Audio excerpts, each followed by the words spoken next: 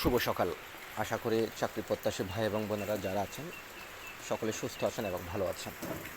আজ হচ্ছে 6/7/2026 তারিখে জাতীয় পর্যায়ের বেসরকারি একটা এনজিও সংস্থা অর্থাৎ প্রত্যাশীতে বিশাল নিয়োগ বিজ্ঞপ্তি প্রকাশিত হয়েছে। আপনারা যারা বেকার আছেন অথবা বিভিন্ন ধরনের চাকরি চাচ্ছেন, চাকরির বাজার আসলে খুবই খারাপ। নতুন করে একটা এনজিও কোম্পানিতে চাকরি আসছে, নিয়োগ আসছে। এটা অনেক পুরানো কোম্পানি, এর আগে পূর্বে অনেকগুলো নিয়োগ আসছে। আপনারা যারা বিভিন্ন গ্র্যাজুয়েশন কমপ্লিট করে অথবা বিভিন্ন পড়ালেখার বিভিন্ন পর্যায়ে ছেড়ে দিয়ে এসএসসির পর অথবা মাস্টার্স ডিগ্রি পড়া বসে আছেন, চাকরি হচ্ছে না অথবা বেডে বলে মিলতেছে না, আপনারা চাইলে এই প্রত্যাশী এনজিও কোম্পানিতে চেষ্টা করতে পারেন। কথা হলো এখন ভাই, সব চাকরিতেই ডিফিকাল্ট, সব চাকরিতে প্যারা, সব চাকরিতে হচ্ছে আপনি সমস্যা, এগুলো থাকবে।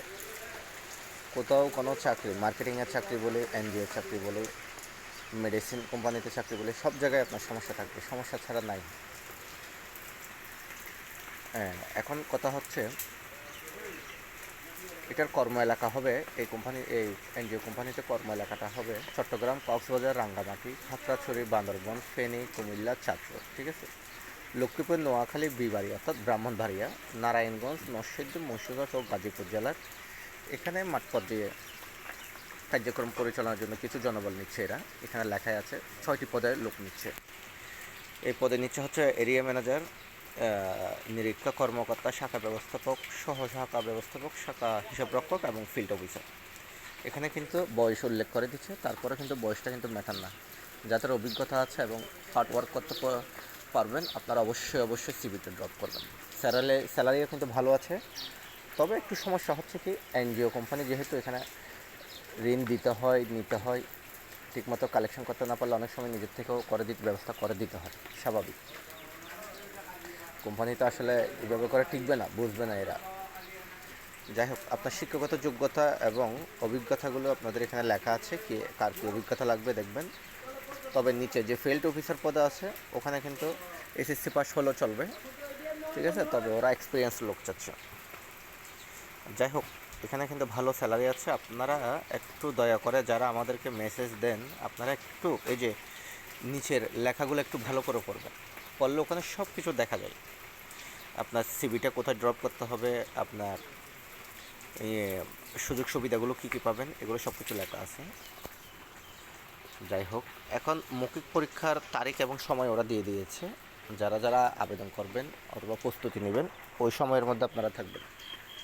এটা হচ্ছে 10/7/2026 হচ্ছে শুক্রবার সকাল 9টায় থাকবে। এটা শাখা ব্যবস্থাপক, সহকারী ব্যবস্থাপক এবং শাখা হিসাবরক্ষক ও ফিল্ড অফিসার পদে যারা আবেদন করবেন, তাদের জেলা হচ্ছে খাগড়াছড়ি, রাঙ্গামাটি, বান্দরবান জেলা ব্যতীত বাংলাদেশের অন্যান্য সকল জেলা। অর্থাৎ এই 4টা জেলার, অর্থাৎ পার্বত্য অঞ্চলে জেলাগুলো ছাড়া আপনারা মৌখিক পরীক্ষার স্থান হবে আপনাদের বহদ্দারহাট। বহদ্দারহাট কোথায়, এটা কিন্তু স্পষ্টভাবে আছে, অর্থাৎ প্রত্যাশী সৈয়দবাড়ি, উমর আলী মাতব্বর রোড, বহদ্দারহাট, ঠিক আছে। এই ঠিকানা আপনারা এই তারিখে সরাসরি চলে যাবেন। তারপর হচ্ছে 11 তারিখ আছে শনিবারে, ঠিক সেম চট্টগ্রাম ও কক্সবাজার জেলা। এই জেলার লোকগুলো আপনার পরীক্ষার স্থান হবে ঠিক বহদ্দারহাটে। আর 3 তারিখ এরিয়া ম্যানেজার, নিরীক্ষা কর্মকর্তা পদের জন্য সকল জেলার লোক আবেদন করতে পারবেন, এখানে চলে আসতে পারবেন বহদ্দারহাটে, ঠিক আছে। আর এখানে কি কি লাগবে আপনার লেখা আছে নিচেরটা, আমরা একটু পড়ি। আবেদনপত্রের সাথে জীবন বৃত্তান্ত, শিক্ষাগত যোগ্যতা সনদের কপি, অভিজ্ঞতা সনদ, সার্টিফিকেট, চেয়ারম্যান সার্টিফিকেট অথবা কমিশনার সার্টিফিকেট সহ 3 কপি ছবি যা যা আছে মৌখিক পরীক্ষার জন্য অংশগ্রহণ করতে পারবেন, ঠিক আছে। আর এখানে লিখবেন বরাবর, যদি দরখাস্ত লেখেন তাহলে লিখবেন সহকারী ব্যবস্থাপক, মানব সম্পদ উন্নয়ন বিভাগ, প্রত্যাশী, ঠিক আছে, সৈয়দবাড়ি উমর আলী মাতব্বর রোড, বহদ্দারহাট, এভাবে। আর এখানে কিন্তু কোনো ধরনের লেনদেন কারোর সাথে করবেন না, এসব চাকরি কিন্তু নিজের মেধা দিয়ে হয়, ঠিক আছে, এটা একটা মাথায় রাখবেন। আশা করি সকলে বুঝছেন। তারপরেও যদি ক্রিটিক্যাল কিছু জিনিস না বুঝে থাকেন অবশ্যই জানাবেন।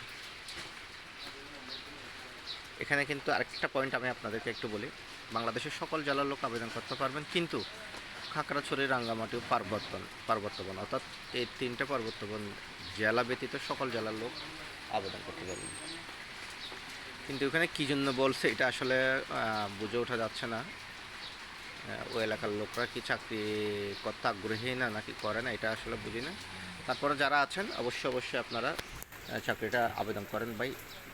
বসে থেকে লাভ নেই, একটু চ্যালেঞ্জিং পেশায় নামেন। বর্তমান চাকরির বাজার খুবই খারাপ। সকলকে ধন্যবাদ। আপনাদের একটা চাকরি হোক সে প্রত্যাশা রেখে আপনার থেকে বিদায় নিলাম। ধন্যবাদ সকলকে। আর ভালো লাগলো অবশ্যই আমার এই পোস্টটা শেয়ার করে সবাইকে দেখার সুযোগ করে দেবেন।